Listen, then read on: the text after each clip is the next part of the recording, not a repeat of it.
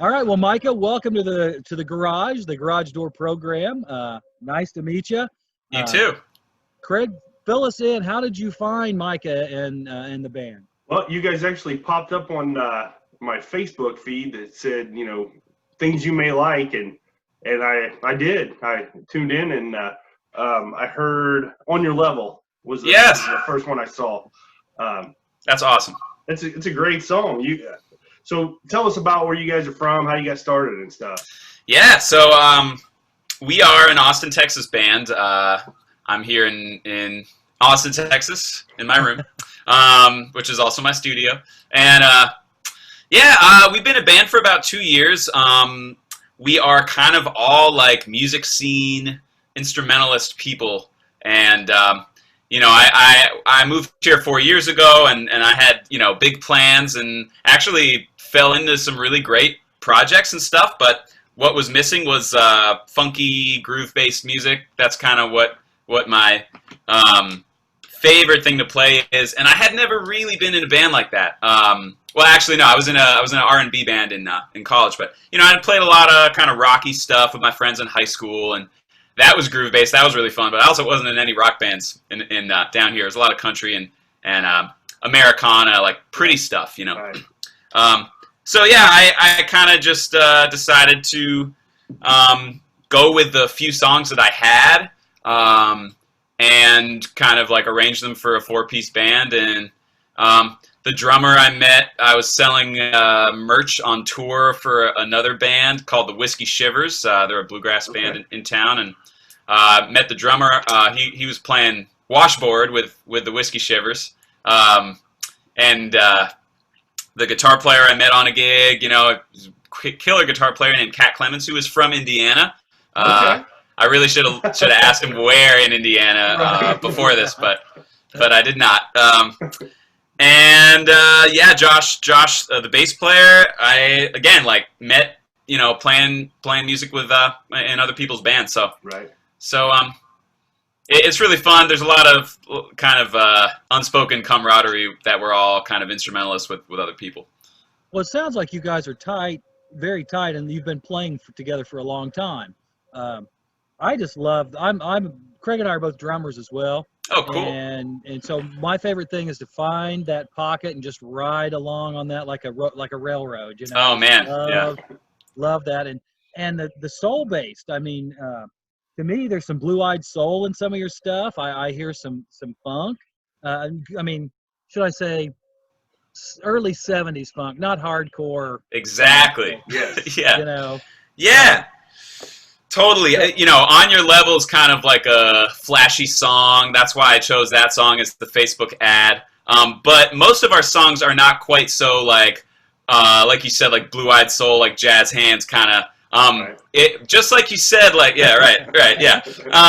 Just like you said, like early 70s is really that's the sweet spot. And even there's some late 60s stuff. But that kind of there's some songs we haven't released yet that are way more mid-tempo. Kind of like Bill Withers style, like it's not quite funk, and it's pretty much soul, but it's like not like Otis Redding soul, it's like funky soul. That's kind of where that's where I think we kind of really fit. Even though, like I said, our Spotify doesn't really reflect that yet, but it will when we release the next few songs. When you guys planning on having some more stuff come out? That's a great question. I've been talking with a couple people just today about that. I think we're going to wait until live music exists again. Yeah, that's a good idea. So we're probably going to push the singles more. And, the EP, which is 5 songs total, including the 2 that are out already, has been done for like 6 months. Okay. It's our first statement, and I just love to get as much, mileage out of it as possible, sure. Whatever that looks like. So that's all. But yeah, I've been telling people by the end of the summer, but that might be a lie at this point. It might be fall. Yeah, sure. We don't know. Yeah. Well, I noticed though with your production, Micah, it sounds to me, I'm a big analog guy. I mean, I'm into records. I buy and sell records. Matter of fact, I used to go down to the Austin record show. Went twice. Used to be huge back in the 90s, 80s, 90s. I kind of quit going. I don't know if it's still going on or not, but your production, is it all digital or is there an analog piece in there somewhere? Yeah, well, I think you picked it out. There totally is. We recorded all of those 5 songs with this guy Sam Patlove, who is in a band called T-Bird and the Breaks, and he's kind of one of the maybe 2 or 3 people in town who is a master of that style. And yes, analog. So we recorded to a 4-track tape machine, actually. All right. Yeah, so points there, I guess, but we dumped it all into Logic, and then I edited it on my laptop, like in airports in my bedroom. So it's really cool, and this was my first experience recording in anything remotely professional. So, I love this, especially the drum sounds that he gets. And he, in his words, drums and bass are kind of the most that are affected by the character of the tape machine, that which all these digital plugins are trying to emulate, but in his opinion, nothing really captures exactly what the tape machine's doing. So Sure. That was super interesting to me. Micah, did he, just a quick miking question, if you remember, I know not being a drummer, but did he do one overhead and like just one room, or what did he do? Do you remember? He did, it might actually be one overhead and kick drum, snare drum, and overhead. I'm pretty sure that's it. Yep. I don't even think he had a room mic, so to speak. I think he just kind of positioned the overheads just so. He's a drummer, so he's got his drum set, his drum sounds all dialed in, and Oh, sure. it's funny, like he's got this vintage kit that's like kind of, I don't think it's a name brand necessarily, and that my drummer was saying, or James was saying, it didn't necessarily look like it was all that great, and so he was getting ready to set up some of his own drums, and Sam was like, I just want you to play a little bit and let me play it back for you and see how it sounds, and he was like, oh, that's great, not going to touch anything, so it was very cool, yeah. Now the keyboard you're playing, what is that? It looks vintage as well, I should say, in some of the videos. Yeah. Well, I have a Whirly. Okay. It is my pride and joy. It's my baby. I haven't learned how to solder yet, but I might have to. You're gonna have to, yeah. Yeah.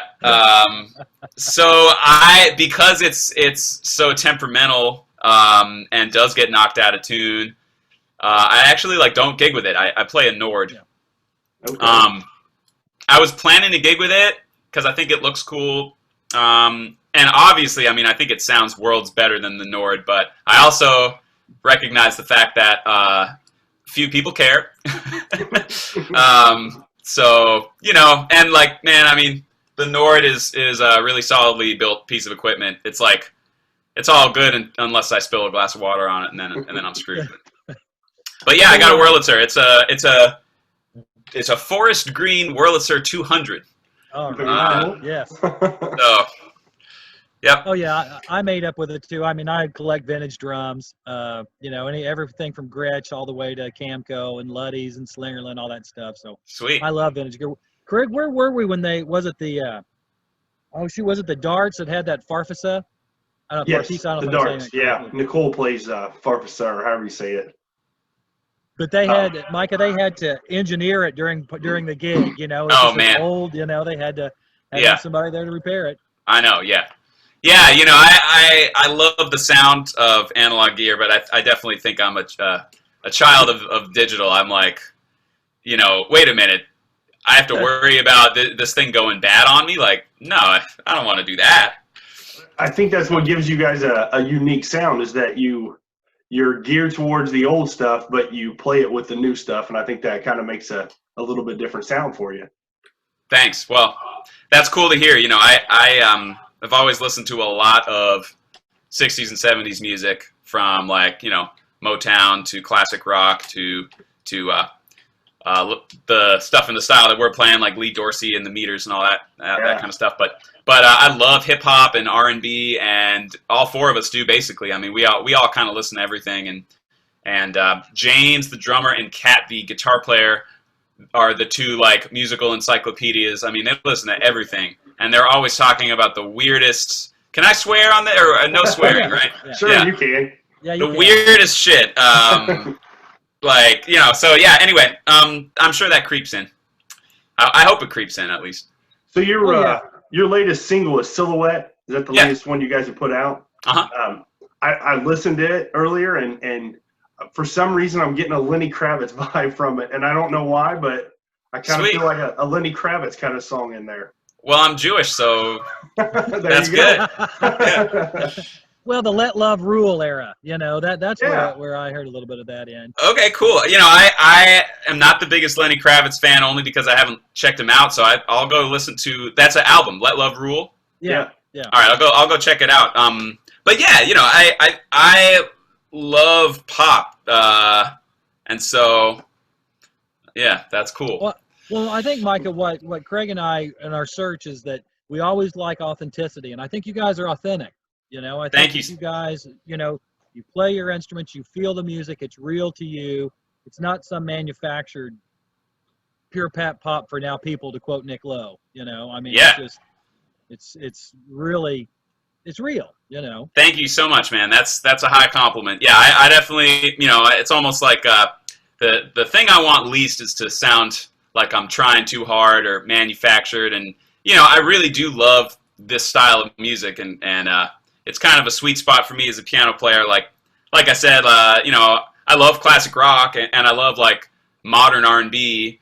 But as a keyboard player, I feel like this is kind of a sweet spot where I can play stuff that is still sort of related. You know, and we still get opportunities to solo in each song. And but like I said, yeah, I mean, I love the poppy aspect of it, just because it's kind of vintage. You know, right?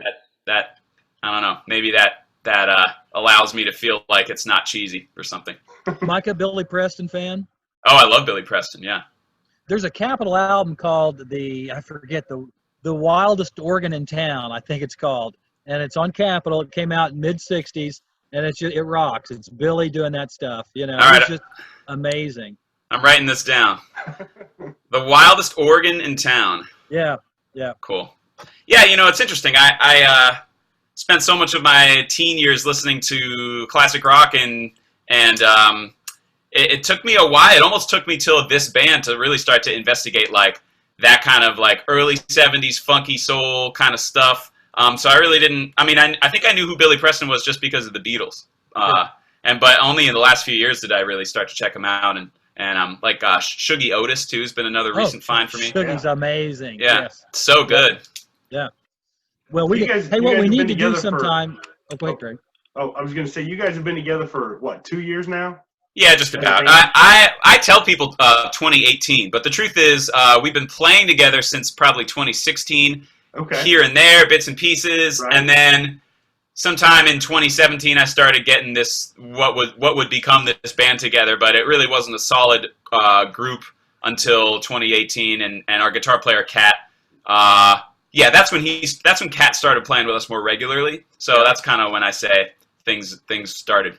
Because you guys are definitely musicians. For only playing together, you know, full time for a couple years, you guys are tight, and you definitely sound like you've been playing together for 10 or 12 years. You know. Awesome. Thank you so much, man. Yeah. You know the band Wolfpack, this newer band.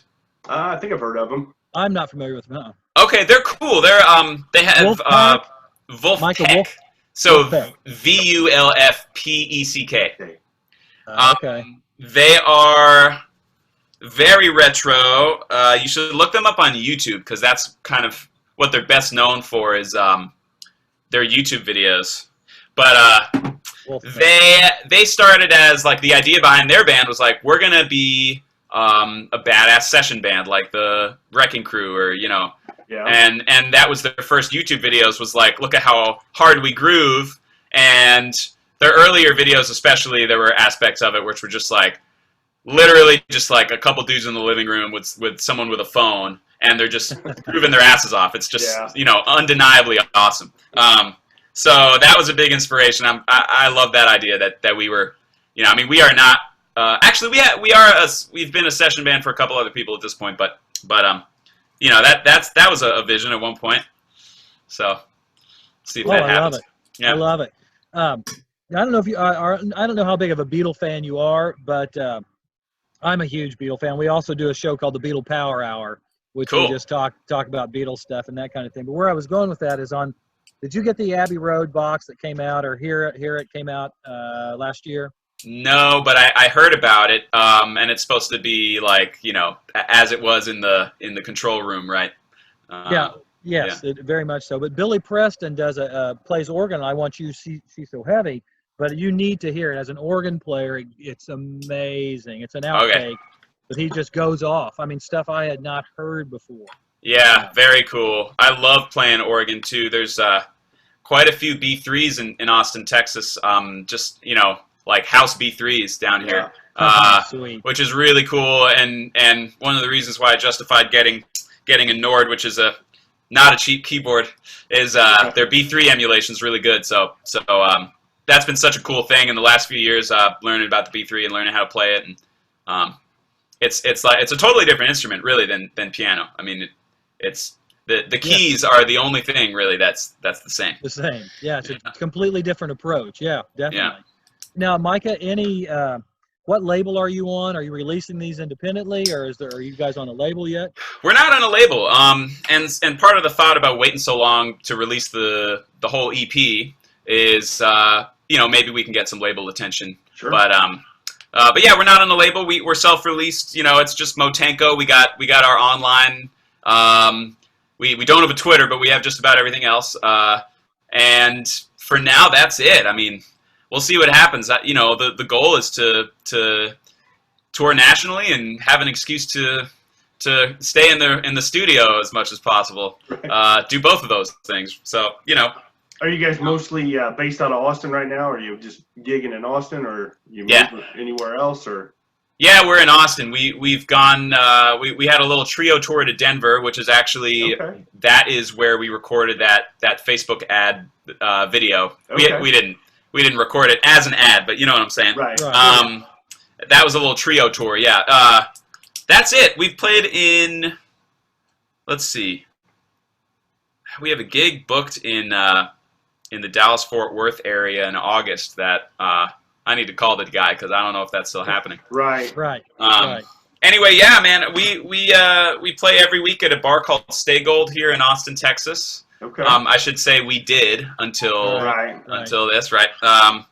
And that's been our main thing, and that's what we're proud of at this point. We've really grown it from where it was when we started. We've been holding it down for about a year and a half. So you're catching us at kind of the beginning of things like getting opening slots for bigger bands and begging for people to let us in and over email. Like it's a very humbling experience. Yeah. Well, Craig was telling us there's a band called the Jet Beats that we saw, and Craig was the darts were getting ready to go back. What was it, Craig? You told me that one of the guys at Jet Beats. Yeah, he's like, please take us with you again. Yeah. We get the tour with you once. Please let us go again. All right. Yeah. I mean, it could be really good. That could make a big difference. Well, I got a feeling by next year this time, you guys are going to be all over the place. Oh, thanks, I man. think so too, man. I really do like your sound. I think you guys, I think you got something there for sure. Thank you so much. And, just the fact that you saw the Facebook ad and now I'm doing an interview, that's I'm really glad I decided to do that. Yeah, I do, Micah, I would like to have, you say your drummer is the other music geek. I mean, it would be great to just have a conversation with him, too, with all of us just sitting here. Oh, man, yeah. You would love that. Both of them. You should get them on the air. And for what it's worth, Josh Flowers, for all I know, he may have that much of info too. But were you going to ask for their names? Yeah, if you could just please go ahead and give them a shout out if you could, give them their phone Absolutely. Names. Yeah. So shout out to Cat Clemens III from Indiana, hometown hero. He is a third generation musician. That's Cat Clemens, and then the drummer that plays with us is James Gwynn, Gwyn. He has played with the Whiskey Shivers and with Junior Brown, and has been in the Austin scene for quite a little bit, and has lots of stories. And James and Kat are the two bona fide music listening nerds amongst the band. And then the bass player is Josh Flowers, and he's been in the Austin scene for quite a while too, and has played with a lot of people. So yeah. Okay, cool. Well, Micah, thank you for taking the time to join us. I got to ask you a couple. Okay, Stones. We started a conversation with Stones. Yeah. Okay, you're taking 2 Stones albums. Craig, you too. 2 Stones albums with you to the Desert Isle. What 2 are you taking? Okay. Man. Maybe if it's a desert island, I might take Her Satanic Majesty's request, right? Is that what it's called? Yeah, that's it, right? Because I feel when I listened to it, I was like, I don't understand this. I don't really like it. And if I have that kind of time, and I'm going to be going crazy anyway, so I might as well listen to the weird stuff. And then probably Beggar's Banquet, man. I love that album. I've probably already listened to it too much though. If I'm really getting sent off to a desert island. Yeah. Craig, what are your choices, man? Well, you know me, I'm taking 12 by 5, and Blue and Lonesome was the one I couldn't think of earlier. Okay, Blue and Lonesome. It's all the blues stuff for me. That's what I'm taking. Cool. And Beast of Burden. For some reason, that's my favorite song. So. It's Exile on Main Street for me, and probably Aftermath. Okay. Some early Stones, but that's what I like. Well, Micah, thanks, man, for joining us here in the garage. Let's continue on this conversation. We'll probably check in with you in another couple weeks if anything's developing. That sounds great. Time. Oh, I definitely have the time. Yeah, thank you so much for having me, y'all. This was really fun. Thanks for coming anytime. on. We appreciate it. Well, Micah, please talk to Gwen and Kat. Sure. And see if they're interested, and just let Craig know. Email Craig and let him know. Hey, get them. I don't know if you guys are unquarantined, if you're getting back together and doing stuff, but I mean, if you guys want to get together and all talk, we can. Sure. Okay. Yeah. Well, we actually have been staying apart, which is breaking my heart, but it's for the best. But yeah, I'll definitely let them know, and I mean, we could even just add a couple of squares to this type of thing, and they would love to just hang and talk music. Cool. Yeah. Well, that's Micah. That's what Craig and I are doing too. We haven't been back in the studio. So that's coming up shortly, back in the station. Sure. But, it's tough. It is tough, but we'll get there. Yep. We'll get there, yeah. Taking as little risks as possible. Right. Ask them if they would like to do one. Shoot, we could do one next week if you'd like to, if they'd like to join us. Sure. Maybe all 5 of us. Okay, yeah, I'll email them, today and CC you guys, and awesome. I think it'll happen. It should be fun. We're going to talk to you early before you guys get too big and you won't have anything to do with this. That's right. Oh, man. I mean, at the rate things are going, I think we got some time. Yeah.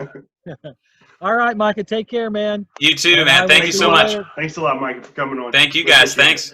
Yeah. Talk soon. Okay, so I just hit the sleeve button. There we go.